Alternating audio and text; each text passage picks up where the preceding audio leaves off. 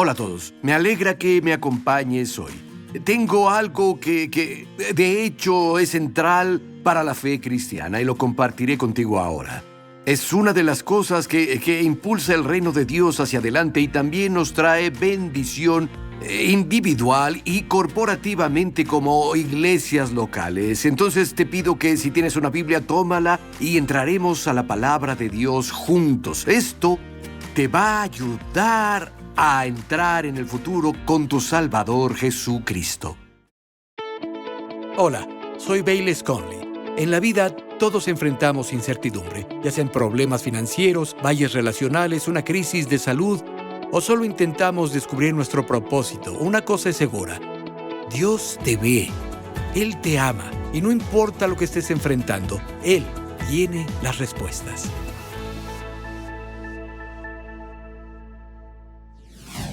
¿Listos para la palabra? Muy bien, genial. Estaba regresando, tal vez hace 45, 46 años, creo que había ido a Laguna Beach y conducía por MacArthur Boulevard desde Pacific Coast Highway. Cuando vas por MacArthur Boulevard ahora, solo ves comunidades ultra costosas a ambos lados de la carretera. Hay muchas casas, es muy elegante y deseable esa zona, pero hace 40 o 45 años no había nada ahí. Era una vía de 2 carriles que no tenía alumbrado, solo recorría las colinas en la oscuridad. No había nada ahí. Eran las 11 de la noche y se descompuso la bomba de agua de mi auto. Me hice hacia el acotamiento y pensé, debe ser una broma. Estaba en la oscuridad y era un cristiano nuevo. Y recuerdo que oré, dije, Señor, no creo que me dejarías sentado aquí así. Entonces le dije, y aún recuerdo la conversación, dije, Señor, si nuestros roles se invirtieran ahora, te ayudaría. Apenas dije eso, y 2 faros se detuvieron detrás de mi auto. Un chico salió, seguía sentado en la cabina de mi auto, bajé la ventana, él se acercó y dijo, ¿eres cristiano? Dije, sí. Dijo, Dios me envió para ayudarte. Y le dije, oye, creo que el agua se fuga de mi auto. Dijo, no encontrarás mucha ayuda a esta hora. Te diré algo, si quieres ven a mi casa, dormirás en el sofá y que arreglen tu auto mañana. Dije, claro. Entonces fuimos a su casa y comimos sobras de pizza y luego nos sentamos, hablamos de Jesús hasta las 3 de la mañana y aún recuerdo que me puso a Phil Keaggy su último álbum llamado ¿Qué día? Si quieres la fecha, busca cuándo salió ese álbum. Y cerca de las 3 de la mañana me dijo, oye, Bayless, tengo que dormir, debo levantarme a las 5 para ir a trabajar. Es en 2 horas. Dijo, escucha, duerme todo lo que necesites, usa el teléfono y arregla tu auto y luego ya puedes irte. Dije, está bien. Me desperté, él se había ido, fue a trabajar y yo hice las llamadas, arreglé el problema de mi auto y me fui de ahí. Pero la generosidad de este hermano y la gracia desbordante y el gozo que él tenía me afectaron desde ese encuentro. Literalmente me marcó al punto de que hoy, casi 50 años después, sigo hablando de ello. El apóstol Pablo fue marcado de manera similar por las desbordantes y abundantes generosidad y gracia que fluían y estaban sobre un grupo particular de creyentes. Eran los creyentes de la ciudad de Filipos. Pablo había ido ahí, evangelizado en Filipos, ganado personas para Cristo y establecido una iglesia. Y fue significativo por muchas razones. Filipos debe su nombre a Filipo, de Macedonia, el padre de Alejandro Magno. Esa ciudad dominaba las rutas, era una colonia romana entonces, pero dominaba la ruta entre Asia y Europa. Y las personas que él ganó para Cristo fueron los primeros europeos conversos. Y vemos la historia de cuando Pablo fue a la ciudad de Filipos. Está registrada en Hechos capítulo 16. Voy a leer algunos versículos de ahí, da detalles de lo que pasó. Luego, cuando leemos el libro de Filipenses, las personas de las que hablaremos, el libro de Filipenses fue escrito para ellos. Entonces, el libro de Filipenses está conectado con Hechos capítulo 16 y después Pablo escribe a la iglesia de Corinto e intenta agitarlos, desafiarlos y animarlos como ejemplo de los filipenses. En 2 de Corintios capítulo 8 y capítulo 9 habla de esta gracia de Dios sobre ellos y de la generosidad que fluyó de estos cristianos filipenses. Quiero comenzar leyendo un poco de la historia de Hechos 16 y luego voy a ir y venir entre el libro de Filipenses y lo que Pablo dijo sobre todo lo que pasó en 2 de Corintios capítulo 8 y capítulo 9. ¿Todos están de acuerdo? E incluso si no, lo haré. Entonces puede ser amable y asentir. Bueno, Hechos capítulo 16. Comenzando en el versículo 6, y atravesando Frigia y la provincia de Galacia, les fue prohibido por el Espíritu Santo hablar la palabra en Asia. Y cuando llegaron a Misia, intentaron ir a Bitinia, pero el Espíritu no se los permitió. Y pasando junto a Misia, descendieron a Troas. Y se le mostró a Pablo una visión de noche. Un varón macedonio estaba en pie rogándole: pasa a Macedonia y ayúdanos. Cuando vio la visión, enseguida procuramos partir para Macedonia, dando por cierto que Dios nos llamaba, para que les anunciásemos el Evangelio. Un par de cosas aquí. Primero, no estaban de brazos cruzados diciendo: bueno, Dios, guíame. Noten que están activos. A Dios lo atrae la actividad. A Dios lo atrae el movimiento. Intentan ir para acá, el Espíritu Santo dice no. Intentan ir a este lugar. Están activamente y también con oración buscando el plan de Dios y el propósito de Dios. Entonces Dios les envió instrucciones. Tal vez estés sentado aquí y digas: no sé qué hacer. Muy bien, ¿te estás moviendo? ¿Estás intentando hallar la voluntad de Dios? ¿Estás buscando a Dios? ¿Estás orando? Dios, ¿qué tal en esta dirección? ¿O qué tal aquello? Dios te guiará. Pero necesitas hacer algo. Y estas personas que estaban aquí, en Macedonia, la primera parada que Pablo hizo fue en una ciudad importante de Macedonia que mencioné. Era la ciudad de Filipos. Y terminaron ayudando a un grupo de personas de muy diferentes orígenes y circunstancias. Ahora, cuando los de Macedonia, piénsenlo, en la visión están suplicando, todos digan suplicando, están suplicando: ven y ayúdanos, por favor, ven y ayúdanos, suplicando ayuda. Y no hay mayor ayuda que podamos dar a las personas que con el Evangelio. Estuve en la tienda ayer, compré algunas cosas, y mientras salía del estacionamiento había un chico sentado en la esquina de la tienda y tenía un letrero que decía: estoy hambriento. Entonces yo estacioné mi auto a un lado y saqué algunas de las cosas que compré, le di algunas compras, pero le hablé de Jesús. Ahora, los víveres estaban bien, pero la ayuda más grande que le di fue hablar en el nombre de Jesús. Ellos van a Macedonia, esta primera ciudad llamada Filipos, y predican el Evangelio. La primera en ser salvada a la orilla del río fue una mujer rica llamada Lidia. Ella era vendedora de púrpura, un negocio extremadamente lucrativo. Era un color usado por la realeza.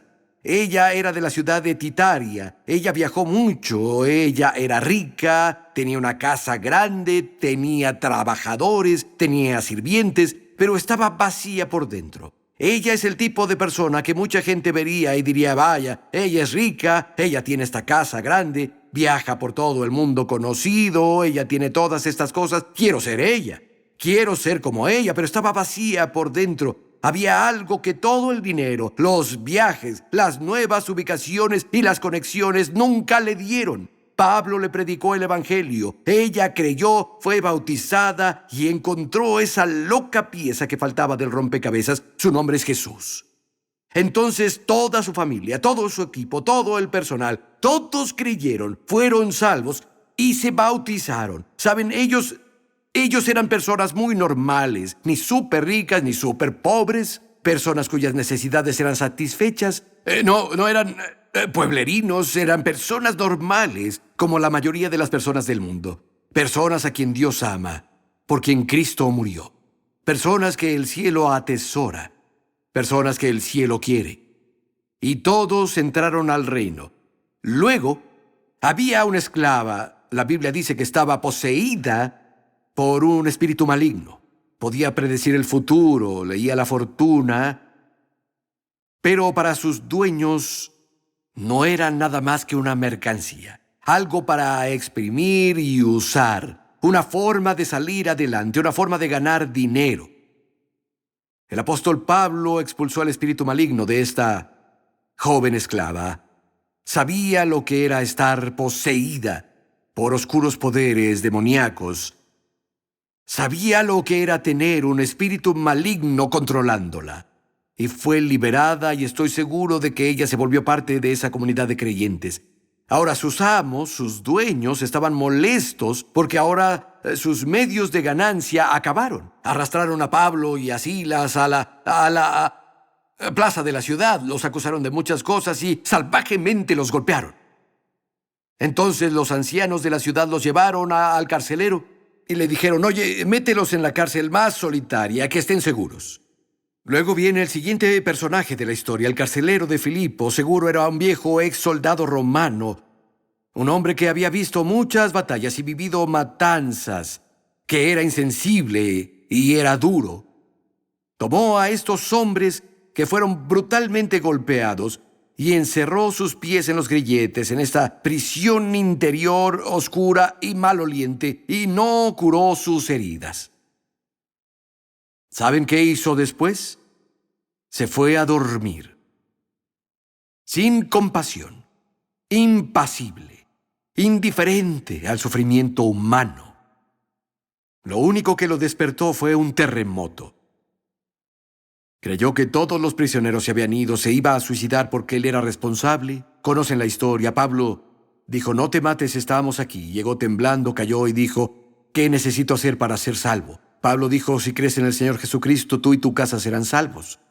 Ahí está este viejo soldado romano enfurecido que ahora lleva a Pablo y Silas a su casa para comer con su familia. Él atiende con amor sus heridas y su familia vio un cambio tan radical en él como pasa muchas veces. Un miembro de la familia se salva y el dominó empieza a caer. El resto de su familia fue llevado al reino. Todos creyeron en Jesús y todos fueron bautizados. Ahora estas personas de las que hablamos, Lidia y su casa, esta niña endemoniada, el carcelero y su casa, serían suficientes. Eran los nuevos miembros de esta iglesia en Filipos. Cuando lees el libro de Filipenses, son ellos a quienes escribió el libro. Ahora, claro que la iglesia creció porque en el libro de Filipenses se menciona a los obispos y a los diáconos. Hay varios líderes en la iglesia mencionados por su nombre, pero las personas de las que acabo de hablar son el núcleo del cual creció todo lo demás. Fueron el comienzo de todo. Ahora, ellos estaban representados en la visión de Pablo por el hombre de Macedonia que suplicaba: ven a Macedonia y ayúdanos. Era una representación de ellos. Entonces, dijeron: ven y ayúdanos. Pablo establece una iglesia ahí, continúa desde ahí y va a Tesalónica. Luego va a Berea y a otras ciudades de Macedonia, va a Atenas y a Corinto y predica el evangelio en todas esas paradas. ¿De dónde sacó los recursos para ir a todas estas otras ciudades y predicar? De esta pequeña iglesia naciente en Filipos, del carcelero y su familia, de Lidia, su familia, su personal, de esa niña que fue liberada de los poderes demoníacos. Escuchen lo que Pablo dice, Filipenses capítulo 4, versículo 15. Él dijo: como saben ustedes, los filipenses fueron los únicos que me ayudaron económicamente cuando les comuniqué la buena noticia, y luego viajé desde Macedonia. Ninguna otra iglesia hizo esto. Incluso cuando estaba en Tesalónica, enviaron ayuda más de una vez. Al escribir a los corintios, Pablo dice esto sobre ellos: Segunda de Corintios 11:9 dice, y cuando estaba entre ustedes y no tenía para vivir, no fui una carga para nadie, porque los hermanos que vinieron de Macedonia me trajeron todo lo que necesitaba. De hecho, Filipenses capítulo 1 y versículo 5, escuchen esto, es hermoso. Pablo le escribe a esta iglesia de la que hablamos. Él dice esto, porque ustedes han sido mis compañeros en la difusión de la buena nueva acerca de Cristo, desde el momento en que la escucharon hasta ahora. Desde aquel día a la orilla del río, cuando Dios abrió el corazón de Lidia, ella creyó. Desde el día en que su familia fue salva y bautizada, desde el momento en que el carcelero y su familia fueron salvos, él dijo, desde ese día, ustedes han sido socios conmigo y me han apoyado en el Evangelio. Cuando les escribió eso, fue 10 años después. 10 años de apoyo constante y generoso al Evangelio. De hecho, Pablo intenta inspirar a los corintios, registra este hecho sobre la actitud de los macedonios, y escuchen, esto es asombroso. Segunda de Corintios capítulo 8 y versículo 4, dijo, nos rogaron y suplicaron por el privilegio de participar en la ayuda al pueblo de Dios en Judea. Nos rogaron y suplicaron tener el privilegio de ayudar. Y piénsenlo, aquí está este grupo de personas, así empieza. ¡Ven y ayúdanos! Ese podría ser tú hoy. Necesitas ayuda, tu vida está al revés, tu matrimonio se está desmoronando, estás en problemas físicamente, tus hijos se han vuelto locos, tienes problemas financieros. Escucha, Dios quiere ayudarte. Él tiene ayuda para ti. ¿Estás angustiado? Él tiene paz para ti. Si estás en la oscuridad y necesitas dirección, Él tiene dirección y sabiduría para ti. Si estás enfermo, Él tiene sanidad para ti.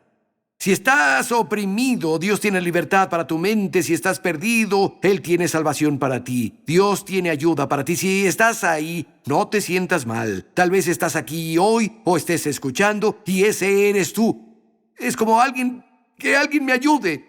Necesito ayuda. Está bien. Dios te ayudará. Ahí están los filipenses clamando por ayuda. Están pidiendo por ayuda. Ahora están bien y suplican. Por favor, déjenos ayudar a alguien más. Por favor, seamos de ayuda. Queremos el privilegio de ayudar a alguien más. ¿Cómo se pasa de ayudarme a, por favor, déjame ayudar? Ahí es donde Dios quiere llevarnos a todos. Y está bien si estás en la etapa de ayúdame. Pero Dios quiere llevarte de ayúdame a déjame ayudar. Dios quiere llevarte a ser salvo, a llevar el mensaje a alguien más. Dios quiere llevarte de ser levantado a levantar a alguien más. Dios quiere sacarte de estar quebrantado y hecho pedazos a ser su mano de amor, bendición y restauración en la vida de alguien más. Necesitamos pasar de ayúdame a por favor, déjame ayudar. De nuevo, está bien si estás en la categoría de ayúdame ahora, pero debes darte cuenta, amigo, que Dios quiere llevarte a por favor, déjame ayudar. Él quiere volverte este tipo de persona. ¿Cómo esta transformación se produjo? ¿Cómo pasaron de por favor, ayúdenos a por favor, déjenos ayudar? Primero, la transformación pasó porque en el momento en que aceptaron a Cristo, lo hicieron del todo. No era solo un compromiso de un día a la semana. Escuchen, el cristianismo no funciona si solo es los domingos. No funciona así en absoluto. Entraron del todo. Pablo escribió esto sobre ellos, 2 de Corintios 8:5. Él dijo, era más de lo que podríamos haber esperado. Primero se entregaron al Señor y luego por voluntad de Dios se entregaron también a nosotros. Se entregaron a Dios, luego Dios les indicó que apoyaran a Pablo y a su ministerio. Escuchen, cuando nuestros corazones son completamente suyos, nuestro tiempo, nuestros tesoros, nuestros talentos son automáticamente suyos. Voy a decirlo de nuevo, cuando nuestros corazones son completamente suyos, automáticamente, sin dudarlo, nuestros talentos, nuestros tesoros y nuestro tiempo son suyos. Prediqué en Viena, Austria, hace muchos años. El lugar estaba lleno. Y al final de mi mensaje hice una invitación. Invité a pasar a quienes quisieran aceptar a Cristo. El frente de esa iglesia estaba lleno de personas. Entre ellos estaba una de sus principales cantantes de ópera. La ópera es importante en Austria. De hecho, uno de los teatros de ópera más importantes, famosos y venerados del mundo se encuentra en Viena. La principal cantante de ópera pasó al frente y entregó su vida a Cristo esa noche. Había otra señora, aún recuerdo haberla visto hace tantos años con sus 2 hijos junto a ella. Entre la multitud resaltó para mí. Resulta que hay un tranvía que pasa por las vías calle abajo. Si conocen Viena, pasaba justo afuera de la iglesia y el tranvía se descompuso afuera de la iglesia antes de la reunión. Había gente entrando al edificio y venía una prostituta en el tranvía con sus 2 hijos. Uno de los niños dijo: «Mamá, quiero ir al baño». Vio a las personas entrando, preguntó si sus hijos podían usar el baño. Y claro, las personas dijeron sí y ella decidió quedarse. Escuchó el evangelio, respondió, pasó al frente y entregó su vida a Jesús. Volví a la misma iglesia para una reunión un año después, casi 12 meses después. Adivinen quién lideraba la adoración. La cantante de ópera. Ella era la líder de adoración. Tenían una mesa de recursos con libros y varias cosas ahí. ¿Adivinan a quién designaron para encargarse de la mesa de recursos? Era la ex prostituta que había entregado su vida a Jesús. Fueron salvas, se hicieron miembros de la iglesia y le dieron a Jesús lo que tenían. Ellas entraron con todo. Y Dios quiere eso de ti. En segunda, la transformación tuvo lugar. Escúchenme, porque se les concedió una medida especial de la gracia de Dios sobre su vida. Se les concedió una medida especial de la gracia de Dios sobre su vida. Escuchen, 2 Corintios 8, versículo 1. Asimismo, hermanos, les hacemos saber la gracia de Dios que se ha dado a las iglesias de Macedonia, que en grande prueba de tribulación, la abundancia de su gozo y su profunda pobreza abundaron en riquezas de su generosidad. Pues doy testimonio de que con agrado han dado conforme a sus fuerzas y aún más allá de sus fuerzas, pidiéndonos con muchos ruegos que les concediésemos el privilegio de participar en este servicio para los santos.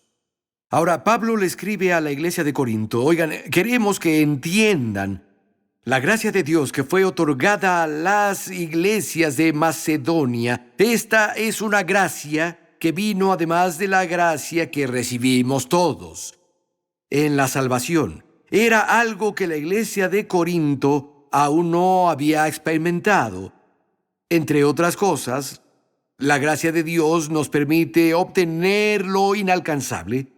Nos permite hacer lo que no podemos hacer con nuestras fuerzas y sabiduría. De hecho, notaste que en el versículo 3 dijo: oigan, necesitan entender la gracia de Dios que Él puso en esta iglesia en Macedonia. Dijo, dieron conforme a sus fuerzas y aún más allá de sus fuerzas. ¿Cómo haces eso? Con gracia. Puedes llegar al límite de tu capacidad. No hay nada más que puedas hacer. No hay otro paso que dar. No tienes más fuerzas. Ya no tienes vida. Ya no tienes sabiduría. Y la gracia de Dios te llevará más allá de tus fuerzas. Llegaron al límite de sus fuerzas y la gracia los llevó más allá de los límites de sus fuerzas. Ahora, no solo fue un acto de la soberanía de Dios lo que les fue otorgado a ellos. Esta asombrosa medida de la gracia de Dios fue alcanzada por su parte, por su elección. Pablo ahora está animando a los corintios a tomar la misma decisión. Escuchen, versículos 6 y 7. Dice: de manera que exhortamos a Tito, para que tal como comenzó, asimismo acabe también esta obra de gracia. Como en todo abundan en fe, en palabra, en ciencia, en toda solicitud, y en su amor para con nosotros abunden en esta gracia, también existe esta influencia del Espíritu de Dios que te permite obtener lo que no puedes obtener solo, te permite ir más allá de tus fuerzas. Él dijo: queremos que entren en esta misma gracia. Queremos que tomes la misma decisión que ellos tomaron. Consideren esto en el versículo 7. Él dijo: oye, abundas en todas estas cosas. Abundas en fe, eso es bueno. Abundas en palabra, abundas en conocimiento, abundas en diligencia, abundas en tu amor. En segunda de Corintios 1:7 dijo, no se quedan atrás en ningún don. Y no habían experimentado, no tenían la gracia de Dios obrando en sus vidas, como los cristianos macedonios lo hacían. Había una diferencia entre ellos. Ahora, algo pasa cuando tomamos la decisión de responder a Dios y darlo todo y decir, Dios, mi tesoro, mi tiempo y mi talento son tuyos. Algunos de ustedes recordarán que después del huracán Katrina, trabajamos junto con Service International. Es un ministerio de St. Louis Family Church, nuestros buenos amigos. Jeff y Patsy Perry pastorean esa iglesia. Y trabajamos por 2 años. Enviamos equipos desde Cottonwood. Enviamos 40. No son 14. Son 38, 39, 40 equipos en 2 años. Literalmente varios miles de personas pasaron de Cottonwood a esos equipos. Y por 2 años reconstruimos 700 casas y reconstruimos 7 iglesias durante este periodo de 2 años. Había una señora vino y me habló. Ella se había involucrado a lo grande, sembró fondos sustanciales en este alcance para ayudar a personas que perdieron sus hogares, a iglesias que fueron destruidas. Luego se involucró, creo que hizo 2 viajes y trabajó. Y un día estaba parada ahí atrás, me llamó y dijo, pastor, algo me ha pasado. Le dije, dime, ¿qué? Ella dijo, nunca volveré a ser la misma. Dijo, cuando decidí dar mi todo y me involucré, dijo, me cambió. Nunca olvidaré sus palabras. Dijo, es como haber vivido toda mi vida en blanco y negro y de repente todo cambió a color. Lo que le pasó es que ella fue emboscada por la gracia abundante. Ella fue emboscada por el mismo gozo abundante que Dios otorgó a aquellos creyentes macedonios. ¿Sabes? Creo que la generosidad para un creyente es como respirar para el cuerpo físico. Solo lo haces, inhalo, exhalo y ser generoso es tan natural como el aliento que expulsas, como el aire que respiras. Es solo lo que los creyentes hacen. Nuestro Padre Celestial es el ser más generoso del universo. Él nos amó tanto que dio a su Hijo unigénito y su naturaleza nos ha sido impartida como hijos suyos. La generosidad es nuestra naturaleza. Es tan normal como respirar. Debería ser tan inconsciente como respirar. Es lo que somos, es lo que hacemos. Es una función de la gracia de Dios. Aporta gracia a otros, trae gracia a nosotros. Actuamos como nuestro Padre Celestial y oro porque pongas en práctica las cosas que oíste en la palabra hoy. Si lo haces, serás una bendición para otros y serás bendecido tú mismo. Oramos para que la bendición de Dios te acompañe siempre.